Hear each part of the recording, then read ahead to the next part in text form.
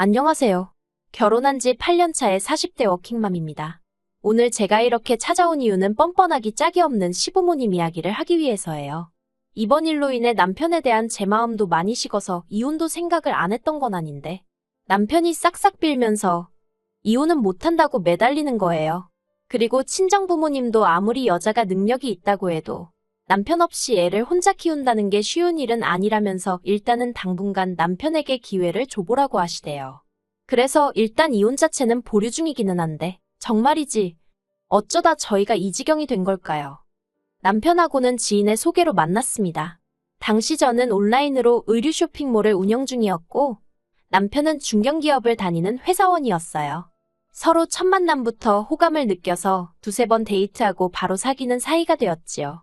사귀는 동안 어느 다른 연인들처럼 크고 작은 다툼이 있기는 했어도 이렇다 할 사건 사고는 없었기에 사귄 지 3년이 넘어갔을 때는 결혼을 한다면 당연히 이 사람과 하게 되겠구나 싶더라고요. 그리고 남편도 저랑 비슷한 생각이었는지 사귄 지 4년이 되기 전 저에게 정식으로 프로포즈를 해왔네요. 평소에도 농담 반 진담 반으로 결혼에 대해서 이런저런 이야기를 자주 나눴었어요. 하지만 딱 한 가지 주제만큼은 이야기를 나눠본 적이 없었는데 그건 바로 돈에 관한 것이었습니다. 사실 저는 어린 나이에 사업에 뛰어들었다 보니 돈 이야기를 많이 해서 좋을 게 없다는 건 진작에 알고 있었어요. 그리고 남편은 남편대로 돈에 관한 이야기라면 별로 흥미도 없고 속물 같다고 생각하는 눈치더라고요. 그래서 어차피 만나서 데이트하고 서로 선물하고 할 때는 비슷한 수준의 소비를 하고 있었으니 굳이 돈 이야기를 나눠야 할 필요성을 느끼지 못했습니다. 그런데 막상 본격적으로 결혼 이야기가 오가기 시작하니까 돈만큼 중요한 주제가 없더군요. 제가 먼저 남편에게 친정부모님의 직업이라던가 재산을 오픈했습니다. 친정아버지는 대기업에서 임원까지 하셨고 친정어머니는 전업주부시긴 했지만 부동산에 관심이 많으셔서 재산을 많이 불리셨다고요. 두 분 다 노후 준비도 되어 계시고 자식들한테 손 벌리실 분들은 아니라는 얘기도 했지요. 그리고 제가 버는 수입도 공개했습니다. 저는 장사가 아무리 안 돼도 월 600은 가능했고 잘 되는 달에는 순수익 1000도 가져가는 시기였어요. 그런데 제 이야기를 듣고 있던 남편의 표정이 점점 어두워지는 게 눈에 들어오대요. 그래서 왜 그러냐고 뭐가 문제냐고 물었더니 저랑 자기랑 씀씀이가 비슷해서 벌이도 비슷할 줄 알았다는 거예요. 그리고 알고 보니 남편은 연봉이 4천 남짓이었습니다. 하지만 더 뭐랄까 저를 뜨악하게 만들었다고 표현해야 할까요? 그건 바로 시부모님의 재정 상황이었어요. 시부모님에게 재산이랄 것은 두 분이 살고 계신 아파트 한 채가 전부였습니다. 따로 남편에게 물려주실 만한 건 고사하고 당장 결혼할 때 얼마 도와주실 상황도 안 된다 하더군요. 그래서 제가 그러면 노후는 어떻게 되어 있냐고 조심스레 물었습니다. 솔직히 말해서 만약에 노후까지 준비가 되어 있지 않다고 하면 저는 그냥 이 결혼은 없던 일로 해야겠다고 생각했거든요. 그런데 남편이 하는 말이 노후만큼은 그래도 준비가 되어 있으시다대요. 나라에서 나오는 연금도 있고 사시는 아파트도 주택연금으로 받아서 쓰실 생각이라고요. 친정부모님은 경제적인 면을 제외하고는 좋은 사람이라는 제 말을 믿어주셨습니다. 그래서 큰 반대 없이 저희는 부부의연을 맺을 수 있었네요. 그리고 참고로 남편은 모아둔 돈 4천만 원과 자기가 타던 차 한 대를 가지고 말 그대로 저한테 장가왔어요. 결혼식 비용도 제가 7 정도 남편이 3 정도 부담했고 신혼살림도 제 명의로 된 아파트에서 시작했지요. 그런데 막상 결혼을 하고 나니 시댁에 따로 돈 들어갈 일은 없을 거라던 남편의 말은 지켜지지 않았습니다. 신혼여행에서 돌아온 날 시댁에 인사를 드리러 갔을 때였어요. 일단 저희 신혼여행지는 하와이였는데 솔직히 이것도 거의 제가 부담한 거나 마찬가지였거든요. 비행기는 제 마일리지로 탔고 호텔도 제 카드로 결제했으니까요. 남편이 식비라던가 그런 걸 좀 내긴 했지만 아무튼 목돈 들어가는 건 다 제가 해결했어요. 그리고 그래서인지 남편이 장인 장모님 드릴 기념품만 사면 된다면서 자기 부모님 건 안 챙겨도 된다고 하대요. 그런데 어떻게 그럴 수가 있겠어요? 그래서 친정부모님 드릴 선물하고 똑같이 시부모님 선물도 준비했습니다. 그런데 시댁에 도착하자 어머님께서 하와이는 명품이 싸다던데 왜 이런 걸 사왔냐 하시대요. 그리고 아버님께서는 이제 아들 장가도 보냈는데 용돈을 얼마나 줄라나 하셨고요. 그러니 솔직히 황당하고 어이가 없었습니다. 두 분이 속이 없으셔도 참으로 없으시구나 싶기도 했지요. 그렇지만 남편도 저도 벌이가 나쁘지 않았으니 한 달에 30만 원씩 보내드리는 걸로 이야기가 됐어요. 제가 친정에도 똑같이 드리겠다 하니까 남편도 좋다고 했고요. 솔직히 친정부모님은 저한테 30만 원 안 받아도 그만이신 분들이셨고 그 이상으로 오히려 저에게 더해주실 분들이셨지만 그냥 왜인지 시부모님만 챙겨드리는 것도 아니다 싶어서 그렇게 하자고 했지요. 한편 매달 보내드리는 용돈도 시부모님 입장에선 성에 차지 않으셨나 봐요. 언젠가부터 하나둘씩 이것저것 바라시는 게 늘어나기 시작했거든요. 처음엔 1, 2만 원짜리였는데 적게는 몇만 원에서 많게는 몇십만 원짜리까지 누가 뭘 쓰는데 좋다더라, 누가 뭘 먹으니 힘이 난다더라와 같은 말을 전하시며 당신들도 사달라는 요구가 끊이지를 않았어요. 그리고 그럴 때마다 안 사드리기도 뭐하고 그래서 사드리긴 했는데 솔직히 언젠가부턴 어머님 아버님이 너무 당연하게 여기시는 느낌이라서 기분이 별로더라고요. 그럼에도 불구하고 단박에 끊어내지 못한 건 적어도 남편만큼은 미안해하고 민망해했기 때문이었네요. 하지만 결국 아버님의 퇴직이 다가오면서 문제가 생겼습니다. 그날도 저는 평소와 다름없이 바쁜 하루를 보내고 있었는데요. 그렇다 보니 어머님의 연락을 제때 받지 못하고 있다가 늦은 오후가 돼서야 연락을 드릴 수 있었어요. 그런데 어머님께서 하시는 말씀을 듣고 저는 황당함의 경악을 금치 못했습니다. 아들 하나 잘 키웠으니 이제 아들 덕 좀 보셔야겠다면서 이제 아버님 은퇴하시면 저희한테 생활비를 받아서 편하게 사셔야겠다는 거예요. 그러면서 당장 3달 뒤부턴 120만 원씩 자동이체를 해달라나요? 저는 제 귀를 의심했어요. 120만 원이라니? 아무리 저나 남편이 벌이가 괜찮다고 해도 애도 있고 그렇다 보니 앞으로 돈 들어갈 일이 태산이었는데 한마디로 눈앞이 깜깜하대요. 게다가 까놓고 말해서 어머님 아버님 용돈을 한두 달 드리고 말 것도 아니고 일단 시작하면 돌아가실 때까지 드려야 하는 게 기정사실이었으니까요. 하지만 이런 제 걱정과는 상관없이 어머님은 당신 계좌번호는 문자로 보내겠다면서 꼭 자동이체해 놓으라고 몇 번을 당부하셨습니다. 그리고 그날 밤 퇴근하여 집에 온 남편에게 오후에 어머님이 하셨던 말씀을 전했습니다.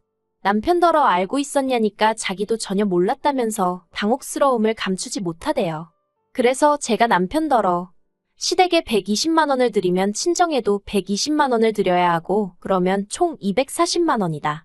240만 원이면 당신 월급에서 당신 용돈 빼고 전부 다 그냥 나가는 거다. 너무 빠듯해서 그렇게는 못 드릴 것 같다고 했어요. 그랬더니 남편이 제 말이 맞다 하면서도 한다는 소리가 지금도 생각하니까 또 짜증이 나네요. 남편이 장인 장모님은 돈도 많으신데 120만 원씩이나 드릴 필요가 있냐는 거예요. 자기 부모님만 드리면 크게 부담되는 금액은 아니지 않냐면서 그냥 시댁만 챙겨드리면 되지 않냐는 겁니다. 그래서 제가 말도 안 되는 소리 좀 하지 말라 했어요. 시댁과 친정은 항상 똑같이 챙겨드리기로 했던 거 잊었냐고요. 그랬더니 남편이 양쪽 부모님 형편이 다른데 솔직히 어떻게 매번 똑같이 챙겨드리냐며 솔직히 자기는 저희 친정 부모님이 너무 부럽답니다. 그리고는 자기 부모님도 저희 부모님처럼 골프도 치고 해외여행도 다닐 수 있게 해드리고 싶다대요. 어이가 없어서 친정 부모님은 당신들 능력으로 다니시는 건데 그 얘기가 지금 여기서 왜 나오냐고 이상한 소리 좀 하지 말라고 했습니다. 그리고 지금 우리가 돈을 많이 버는 것 같아도 여기저기 적금에 보험에 빠져나갈 것도 많다고 어쩌다 한 번씩 일회성으로 용돈은 드릴 수 있어도 고정적으로 목돈을 드리는 건 안 된다고 딱 잘랐지요. 그랬더니 남편이 그러면 몇 개는 이참에 해지하면 되는 거 아니냐면서 정말 우리가 돈이 없는 것도 아닌데 어떻게 부모님을 모른 척 하느냐고 저더러 정말 너무하다대요. 그래서 제가 남편더러 결혼할 때 분명히 나라에서 연금도 나오고 주택연금도 받으실 거라 하지 않았냐고 근데 왜 지금에서야 말을 바꾸냐고 화를 냈어요. 그런데 제가 연금 이야기를 꺼내자 남편이 입을 딱 다물고 더는 말을 안 하는 거예요. 그리고 그런 남편의 모습에서 어딘가 구린 데가 있구나 싶은 직감이 들었달까요. 그래서 남편을 계속해서 추궁했습니다. 시부모님 재정 상황에 있어서 나에게 미처 말을 못했거나 속인 부분이 있느냐고요. 그리고 그제서야 남편이 머리를 벅벅 긁으며 한다는 소리가 저희 결혼할 때는 분명 그런 계획이셨는데 저희 애가 어린이집에 가던 시기에 아버님이 어디 투자를 하시겠다며 집을 담보로 대출을 1억 받으셨답니다. 그 소리 듣는데 정말 뒷목 잡고 쓰러질 뻔했어요. 1억이 네 집 개 이름도 아니고 무슨 생각으로 그러신 건지 도통감이 안 와서요. 결국 몇 날 며칠 남편과 설전을 벌이다 안 되겠다 싶어서 시댁을 찾아갔습니다. 그리고 어머님 아버님께 단도직입적으로 120만 원을 그것도 매달 드리는 건 안 된다고 말씀드렸어요. 그랬더니 어머님이 아들놈 번듯하게 키워놨을 때는 어느 부모라도 이 정도는 기대했을 거랍니다. 그러면서 니들이 얼마를 버는데 그 돈 100만 원도 못 준다는 거냐면서 화를 내시는 거예요. 그래서 어머님 아들이 월 300 좀 넘게 가져오는 게 다라고 말씀드렸습니다. 그리고 어머님 아버님한테 돈을 드리면 저희 부모님한테도 드려야 한다고 그러니 돈 100이 아니라 한 달에 무려 240만 원씩 나가게 된다고요. 그랬더니 어머님이 너네 부모는 돈도 많은데 돈을 왜 주려고 그러냐시대요. 어렵다는 사람만 주면 되는 거 아니냐면서 뭐하러 거기다까지 돈을 퍼주려고 하느냐고요. 그리고 솔직히 아무리 시부모님이라지만 그 뻔뻔함과 염치 없음에 저는 정말 학을 뗐어요. 막말로 저한테 아쉬운 모습이라도 보이시면서 어떻게 부탁이라도 하셨으면 저도 사람이니 마음을 달리 먹고 어떻게든 가능한 쪽으로 최대한 어머님 아버님 편에서 생각을 해봤을지도 모르죠. 하지만 이건 뭐 누가 보면 어머님 아버님이 저한테 돈이라도 맡겨놓은 줄 알겠더라니까요. 결국 저는 남편과 합의를 봤습니다. 생활비와 아이 양육비 명목으로 200만 원을 각자 각출하고 나머지 수입은 알아서 따로 관리하자고요. 저더러 너무한다는 남편에게 너무한 건 내가 아니고 당신 부모님이니까 나를 원망하지 말라고 했어요. 그랬더니 자기도 뭐라 할 말이 없는지 반박은 못하고 궁시렁거리기만 하대요. 하지만 그러던지 말던지 더는 제 알바가 아니었지요. 저는 오히려 그렇게 생활비를 각출하고 나니까 여유가 생겨서 그전에는 돈 아까워 사지 못했던 브랜드 옷도 사입고 친구들 만나서 기분 좋게 밥도 한 끼씩 살 수 있어 좋았거든요. 그리고 지난주 어머님 생신을 축하하기 위해 호텔 중식당으로 향했습니다. 어머님 본인이 약속 장소며 시간까지 다 정하고 예약까지 하신 뒤 저희에게 통보를 해오셨대요. 혹시나 해서 찾아보니 인당 25만 원짜리 식당이었습니다. 어이가 없었지만 저보다 남편이 더 황당해하대요. 그도 그럴 것이 저야 제 몫만 지출하면 됐지만 남편은 3명분 즉 75만 원의 창가 쪽 뷰를 선점했다는 이유로 5만 원이 추가된 80만 원을 내야 하는 상황이었거든요. 식사가 시작되자 어머님은 제게 그나저나 왜 이렇게 양손이 가벼워 보이냐며 두둑한 봉투로 대신 가져왔냐고 물으셨어요.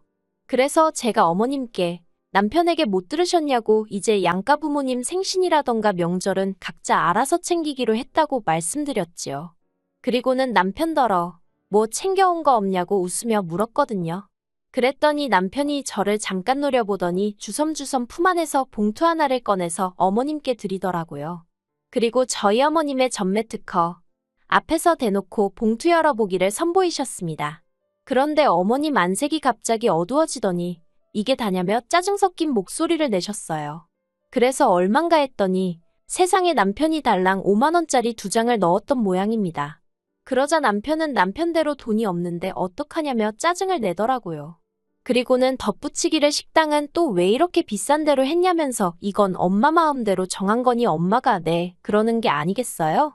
하이고 전에 싸울 때는 아주 어머님 아버님 안쓰러워 어쩔 줄을 몰라 하길래 효자납셨다 싶더니만 돈 80만 원 앞에서 무너질 줄은 몰랐죠. 그리고 그제서야 상황 파악이 되신 건지 어머님이 이게 다 무슨 일이냐며 어떻게 부부가 돈 관리를 따로 하느냐고 화를 내셨습니다. 저더러 아주 이기적이라며 그럴 거면 결혼은 못하러 했냐는 거예요. 그리고 저도 더는 참고만 있어선 안 되겠다 싶대요.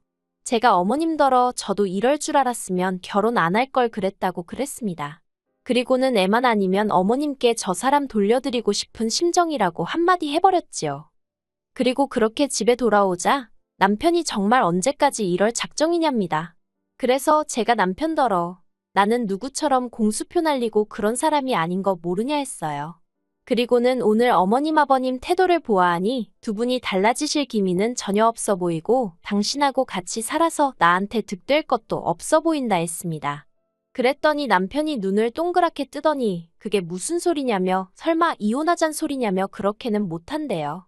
그러더니 급기야 자기는 이제 제가 어머님 아버님한테 용돈을 드리던지 말던지 일절 신경 쓰지 않을 거고 간섭도 안 할 거고 아예 관심을 끊겠다면서 저더러 이혼만은 얘기하지 말라며 애걸복걸 난리도 아니더라고요. 그래서 일단은 이혼은 하지 않기로 했어요. 그리고 남편은 예전처럼 저더러 경제권을 가져가라 했지만 그것도 가져오지 않기로 했습니다.